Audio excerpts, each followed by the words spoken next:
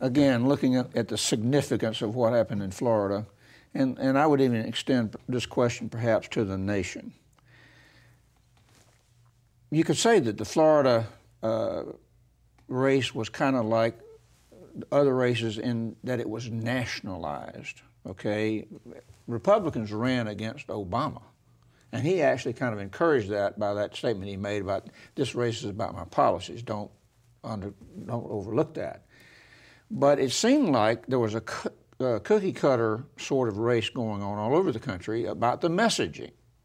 A lot of it was completely negative. And so one of the things that you feel like sometimes is that the candidates are not really running their races, consultants are.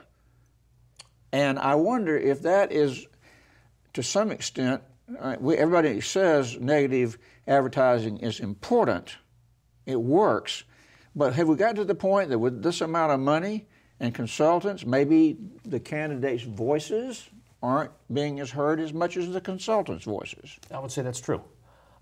Absolutely. And in this particular race, you see an obscene amount of money being spent, way more by Rick Scott and the Republicans than the Democrats, to move the needle only a couple of degrees. I mean, every poll in this race had the undecided at 4%, 6%. You've got a tiny pool of voters who supposedly can't make up their minds between Rick Scott and Charlie Crist till the very end of the race.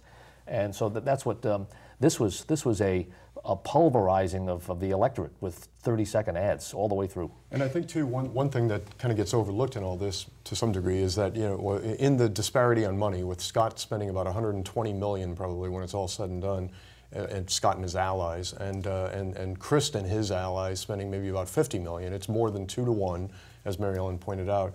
But so much of the focus has been on the TV ads, but also that ground game. It costs money to set up that ground game, and Scott was doing that quietly while all the TV ads were, you know, like inundating most Floridians.